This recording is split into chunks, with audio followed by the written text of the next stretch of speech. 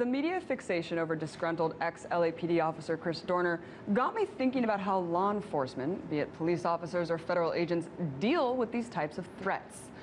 The tactics used against Dorner made me instantly think of Waco, Texas. And in case you're a younger viewer and you've never heard of the Waco Massacre, let's take a look back at what happened. In February of 1993, U.S. agents from the Bureau of Alcohol, Tobacco, and Firearms attempted to issue a search warrant at Mount Carmel Center Ranch, the property of a religious group called Branch Davidians, over a tip that the group was stockpiling illegal weapons.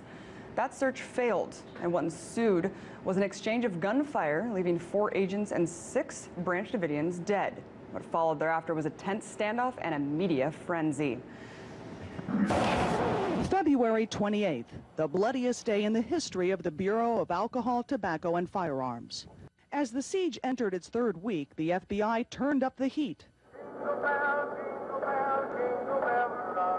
blasting loud music and chanting to the compound over powerful loudspeakers, now and then playing recorded phone negotiations with Koresh to make sure cult members knew what he was saying. As the 5th week began, it was evident federal forces were losing patience. All he is a cheap thug who interprets the Bible through the barrel of a gun. The siege against the compound lasted 51 long days until finally a second assault was initiated by federal agents. Donned in full combat gear, they used military tanks to bust holes in the house and pump in tear gas. And then this happened, a mysterious fire that destroyed the entire compound, resulting in 76 men, women, and children tragically being burned alive. So, U.S. law enforcement, FBI agents, and observers from the Army's secret Delta Force Commando unit besieged a compound where not a single person inside had ever been accused of committing a violent crime before the initial raid.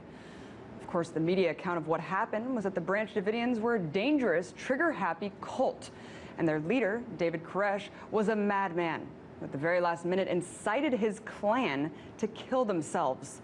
In fact, the Justice Department under the Clinton administration took the official position that all the deaths were simply the result of a mass suicide. And federal authorities under then Attorney General Janet Reno repeatedly denied that they were responsible for starting the fire. But despite the official government line of deny, deny, deny, evidence eventually came to light that proved their culpability. First of all, infrared video shot by the FBI flying over the compound in the days leading up to the massacre showed automatic gunfire being directed from the tanks before any shots were fired from the compound. Furthermore, visual evidence showed a tank deliberately running over one or more bodies of sect members. Despite the overwhelming evidence, it took 6 years for the FBI to even admit that their explosive munitions started the fire.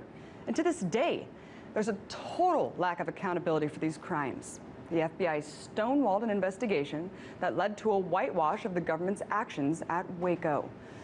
Interestingly enough, the FBI official accused of blocking the investigation, Thomas Kelly, was later tapped to serve as the lead investigator for the Joint Congressional Intelligence Panel, the same panel that whitewashed the role federal agencies played in the events leading up to 9/11.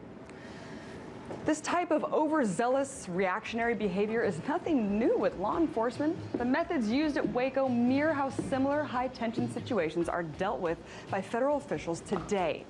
The question is, if this is how they'll deal with a small group of armed religious fanatics, when push comes to shove, how will they deal with a mobilized rebellion from the working class? Would it be any different?